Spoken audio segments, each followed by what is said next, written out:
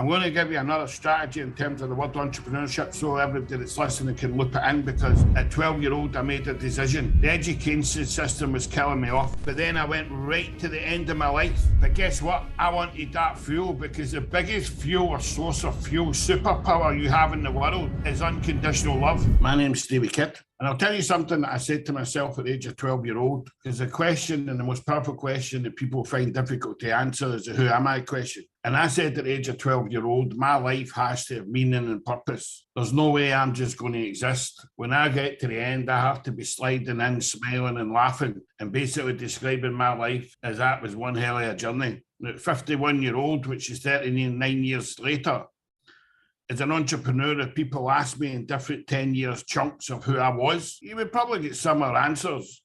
However, at 51-year-old, what would I tell you? I would tell you I was an author who's written a book that's his life in a book. And I'd also tell you that I'm somebody who's designed an enterprise called the Stevie Kidd Pathway, which is a very innovative business that takes people from where they are to where they'll actually reach their full potential.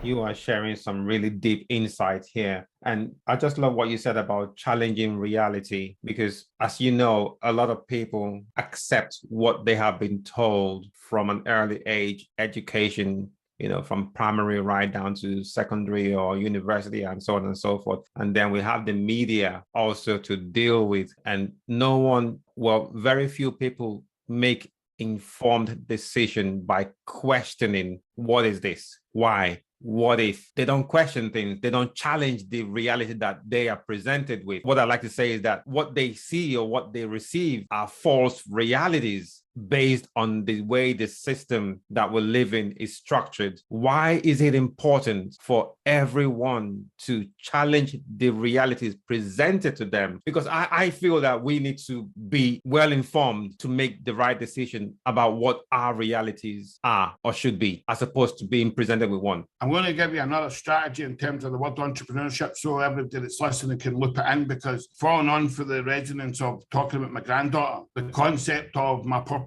At 12-year-old, I made a decision, and I made a decision that came from my mum, but it was a decision of something that I watched her doing and observing her life that then led me to taking this action. And this is very important before I answer the next question. Please go ahead.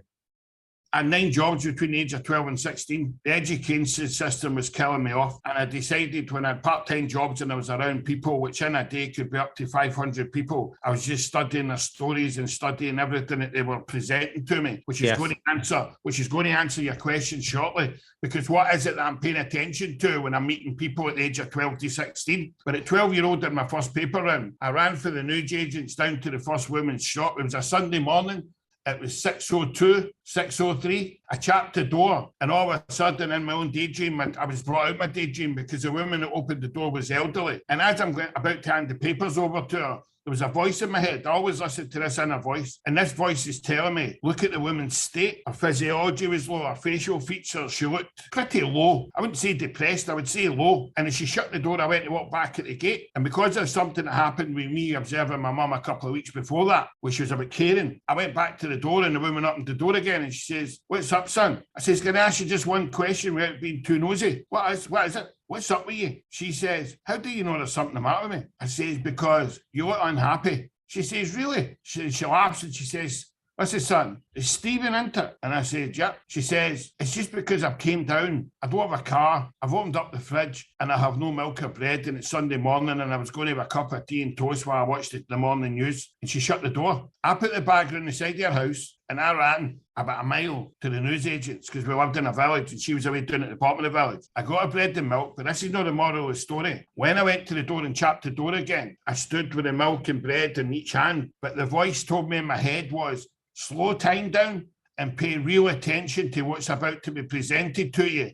Have a picture of her before and have a picture of what you're going to see now. And as she opened the door, she seen the bread and milk, she filtered it through her mind, and she glowed. She was glowing, so much so that she had tears in her eyes. And she said, why would you do this? I said, because I can. Wow, that's phenomenal. You know, what I love about this story is you mentioned earlier about paying attention to people's physiology, the before and the after of this woman. Look at that transformation just by a simple, kind act showing that you care.